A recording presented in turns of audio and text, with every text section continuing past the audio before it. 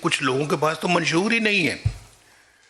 उनका मंशूर यही है कि इस तरह के काम करने हैं, धरने करने हैं, एहतजाज करना। उधर से चाइनीज़ प्रेसिडेंट आ रहा है, उधर से धरने हो रहे हैं।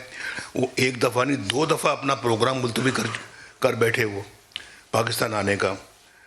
भाई अभी हमारे ख़िलाफ़ ये सब कुछ हुआ है। कल को अल्लाह ताला हमें जो है ना वो अगर मौका देता, हम अपना वही करेंगे जो हमारे मंशूर में लिखा होगा। हम वही करेंगे कि जो एक डेमोक्रेटिक कंट्री में होना चाहिए, और हम वही करेंगे जो पाकिस्तान के अवाम की खुशहाली का एजेंडा है। अगर हम ऑपोजिशन में आते हैं, हम वो काम कभी भी नहीं करेंगे जो इन्होंने किया, कुछ भी हो। ये हमारा मंशूर है भाई। और मंशूर में मैं आपको ये भी बता दूं, मैं आपको एक बात बताना चाहता हूं कि मौलाना फजल रहमान साहब मेरे पास आए 2013 में के फ़ौरन बाद कि नवाज शरीफ साहब, हम इस वक्त KPK में अपनी गवर्नमेंट बना सकते हैं, आप और हम मिलकर गवर्नमेंट बना सकते हैं और हमें बनानी चाहिए।